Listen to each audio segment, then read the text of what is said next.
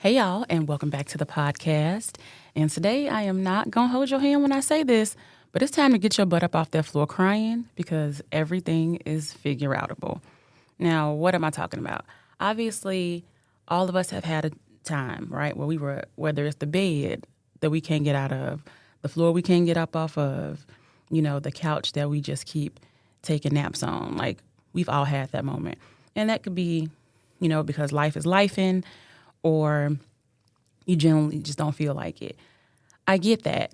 But at some point, we do have to shake it off, get up, figure something out, and make a change for ourselves.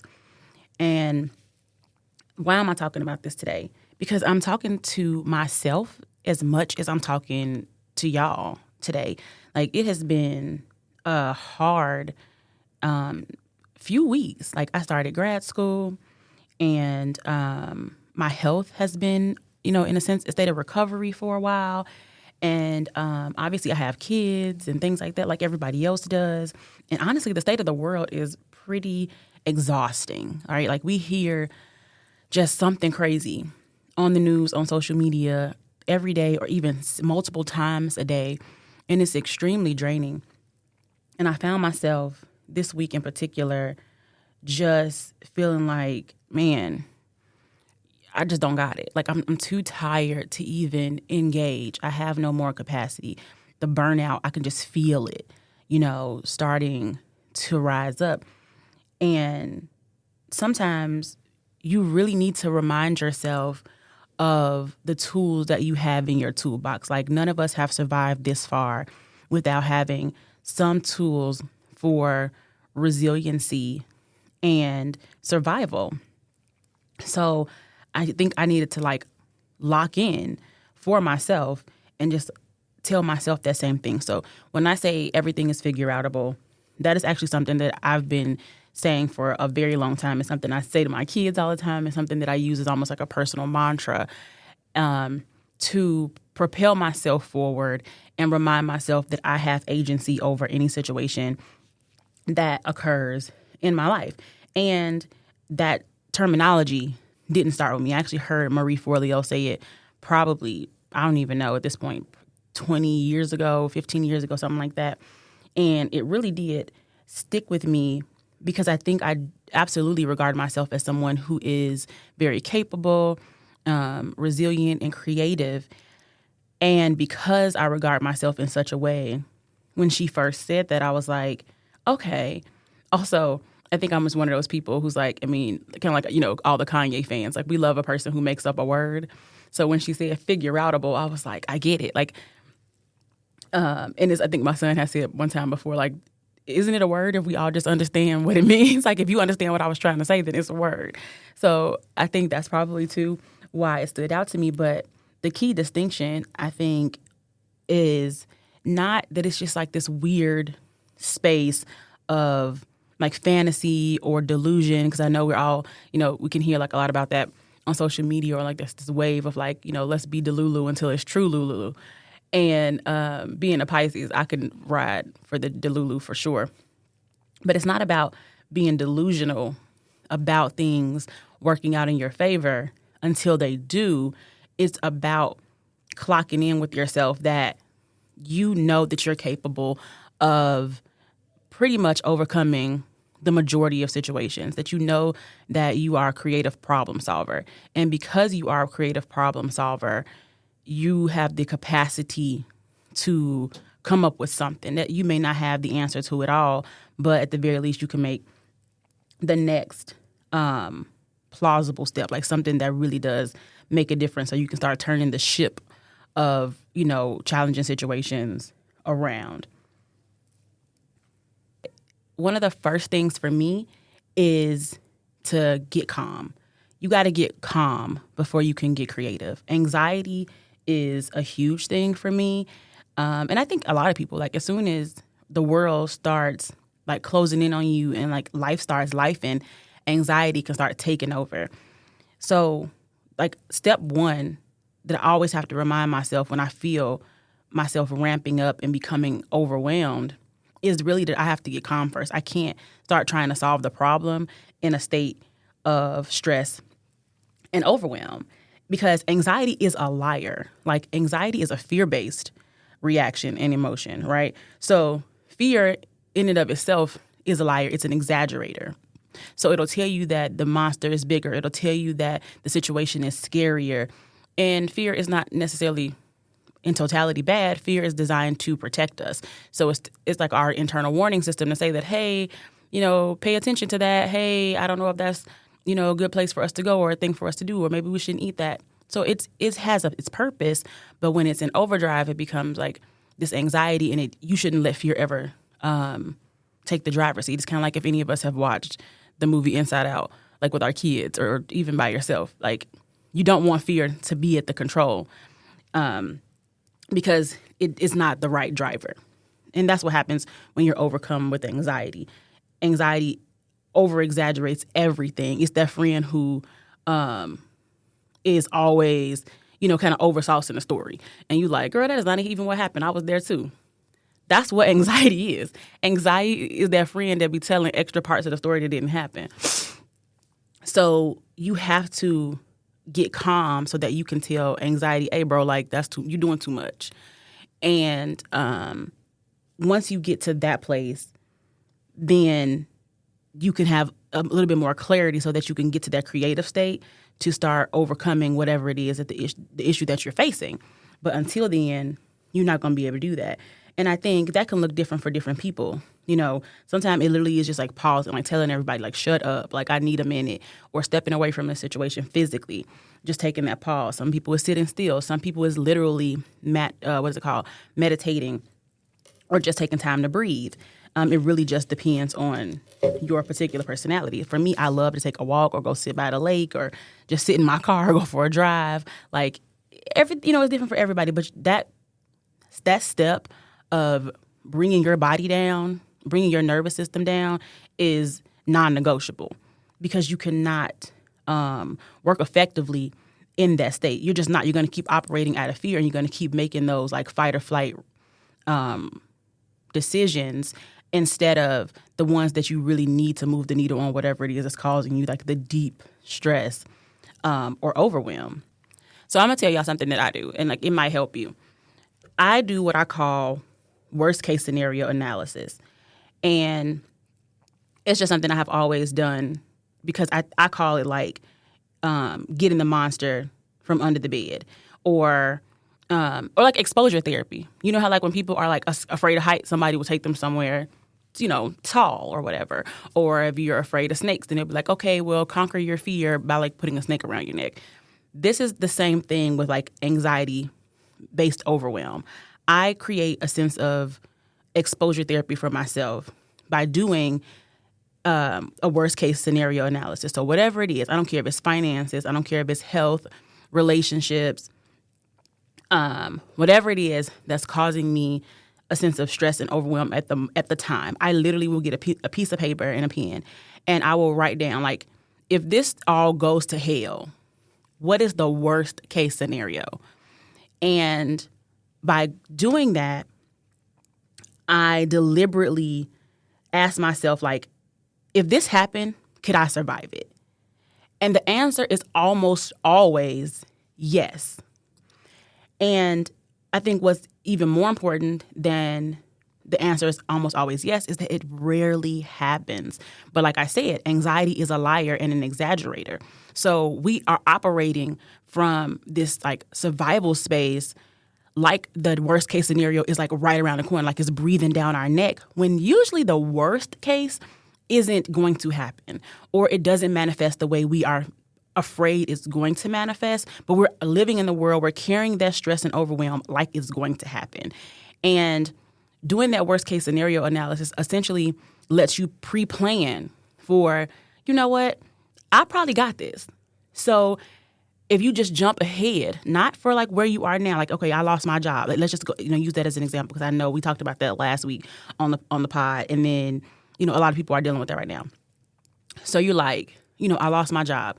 So then immediately some people go straight into like, you start catastrophizing. So you're like, oh my God, what if I get behind on my bills? What if I lose my, house or apartment? What if, blah, blah, blah.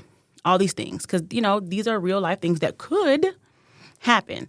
But saying everything is figureoutable is not like some like weird thing to say that like these things couldn't happen. They absolutely could.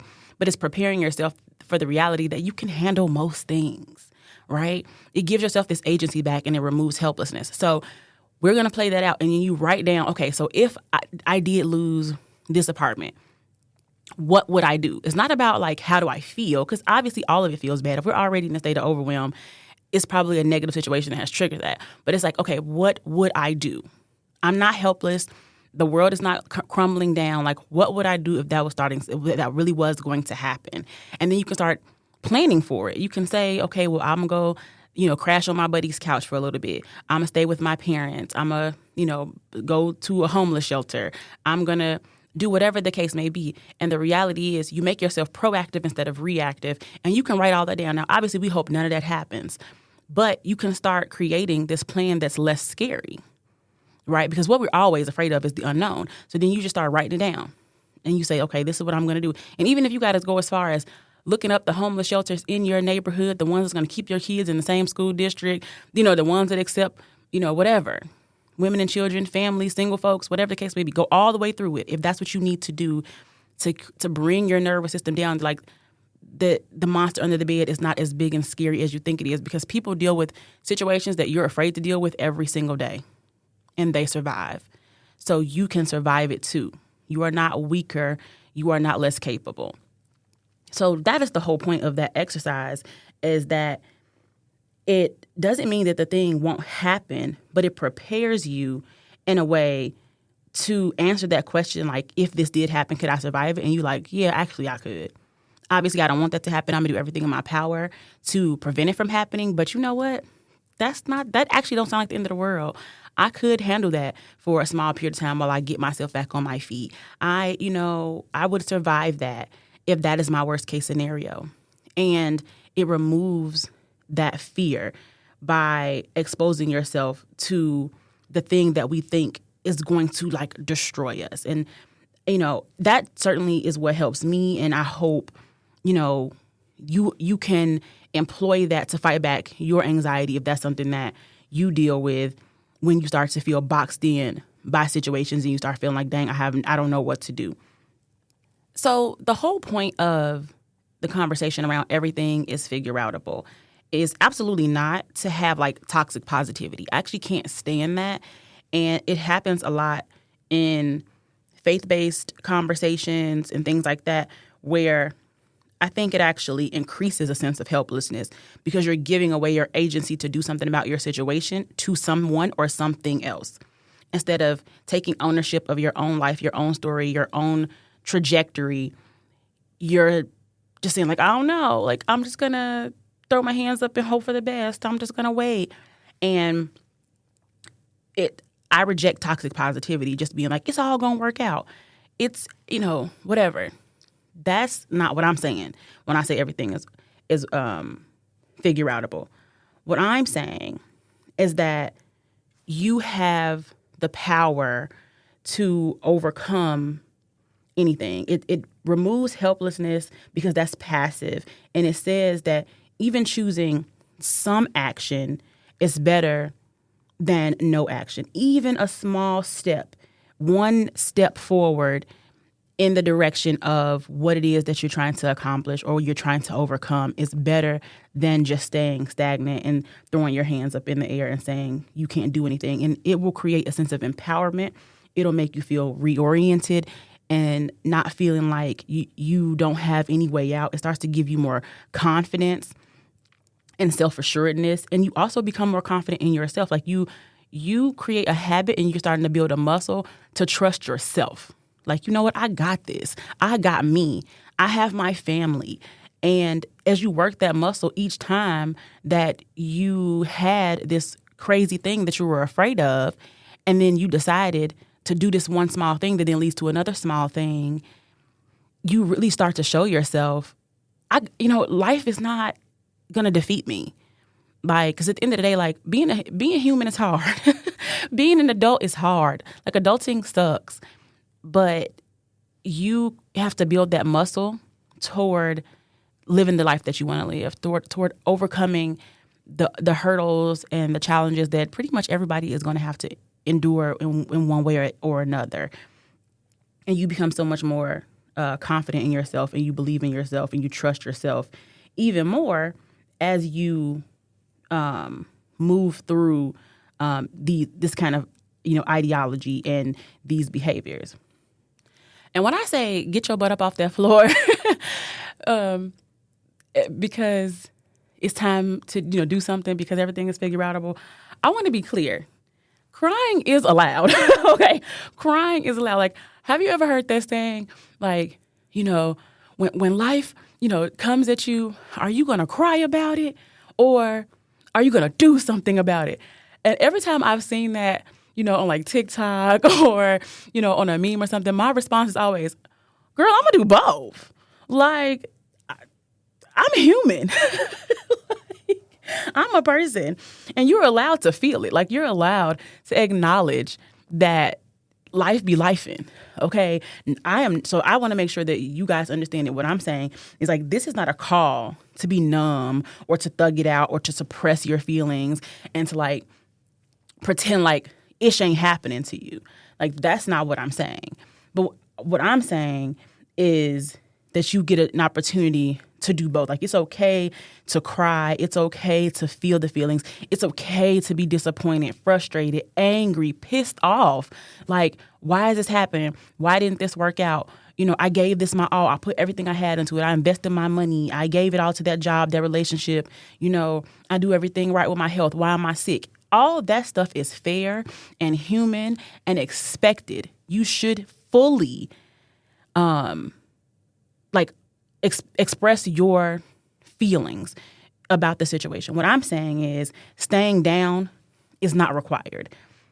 You can feel those feelings. Give them space. Give them room to breathe. Cry, scream, whatever it is you got to do. You know what I'm saying? Child, go outside and just holler. Whatever your, healthy expression is of emotion, do that. But what I'm saying is, once you've given yourself space to just be like, this is bull, then it's time to go ahead and get back in the lab, okay? It's time to, put pen to paper. It's time to put your head down and say, all right, now what I'm going to do? Because, yeah, life is unfair. Stuff be happening. And, that we didn't ask for, that we didn't deserve. But it's our job to design the life of our dreams. And nobody is going to do it for us. So you get to choose if your life is a dream or a nightmare. We don't often get to choose the things that happen around us, happen to us, but we always get to choose, like, how we move forward, how we react, how we bounce back, if we bounce back. That's always up to us. So that's what I'm saying. Like, that's what I mean when I say everything is figureoutable. And, I feel like creativity is really the key on the other side of your crash out. Like I said, you get your crash out moment for sure. But in terms of coming on the other side of that, spike to, like, get to the figureoutable part, it's really allowing yourself to be creative.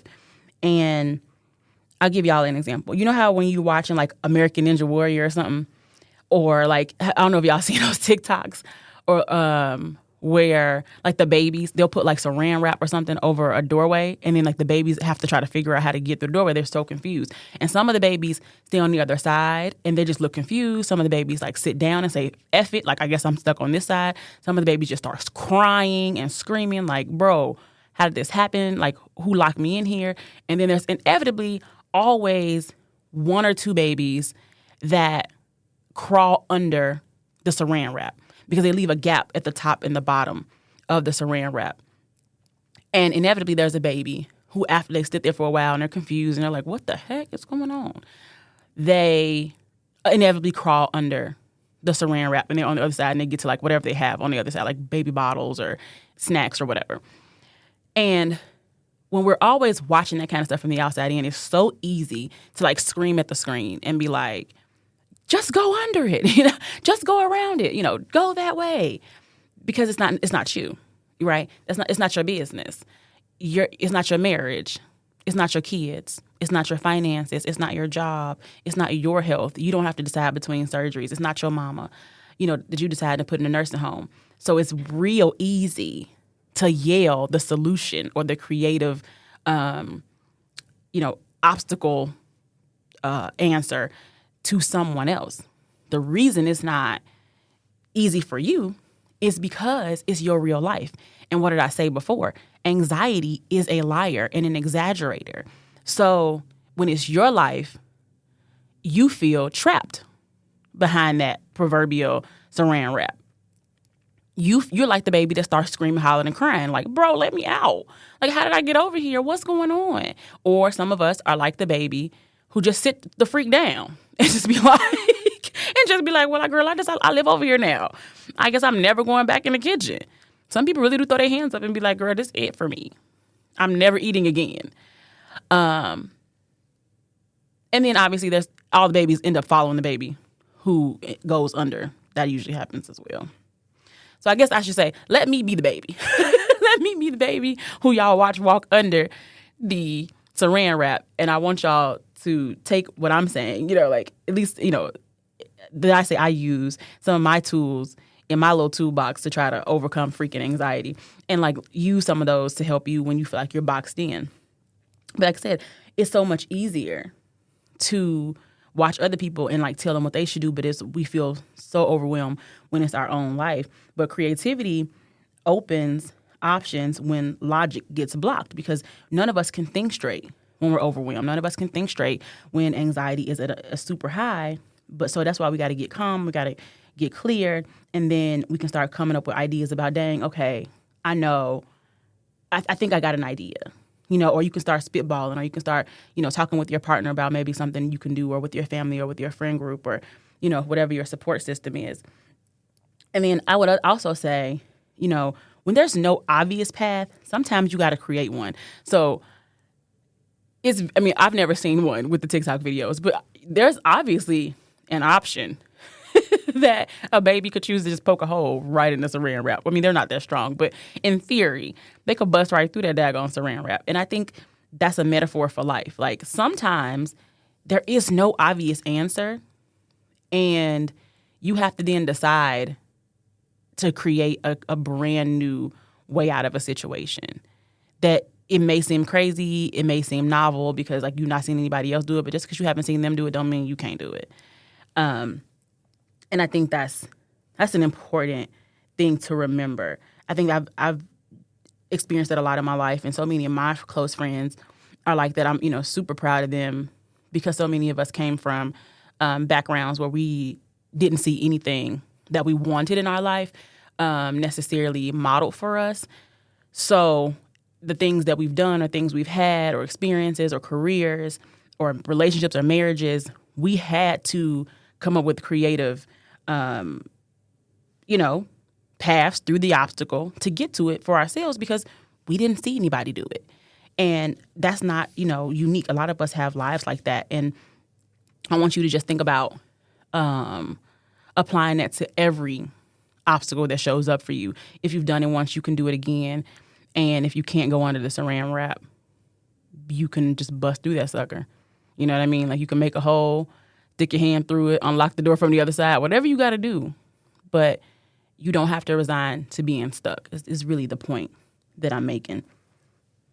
And, I'll say, I'll share that, for me, it may be a little bit different, because personality, I think, is important. I am an inherently optimistic person, for sure. And I can tell y'all a quick story. When I was a little girl, my mom's favorite movie is Wizard of Oz. And she has watched it a million times, which means we've watched it a million times. And we were watching it one time when I was a little girl. And she, the wizard had done the thing. I don't know if we were watching The Wiz or The Wizard of Oz. But, did the thing where it comes out and blows all the smoke and all the nonsense. And then, he yells at Dorothy, and then he disappears. And Dorothy's kind of standing there like, oh my God, that's it? Like, that's the message? I came all the way here. Like, I thought he was going to send me home. I thought he was going to help. And as he disappears, obviously my mom has seen this movie a million times, so she knows what happens. But it's probably one of my first times seeing it, or just, didn't remember. So I look at my mom and I go, oh, it's okay. Don't worry. He's going to come back. And my mom, she just looks at me and she goes, oh, baby, no, he's not. And I was like, huh? And I think, as children, we are who we are. I don't think we evolve so much in terms of our personality and who we're going to be. We grow and we learn more, and we adapt to the world. But I think we are who we are.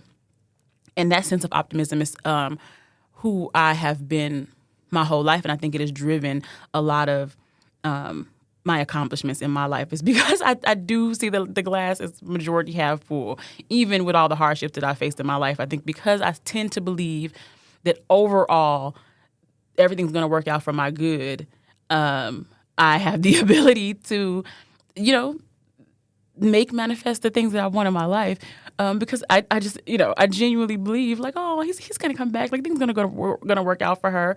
And I guess, to be fair, I was wrong that he was going to come back, right? That somebody was going to come save her. But I was right that everything was going to work out for her. It's just that she had to kind of figure it out on her own.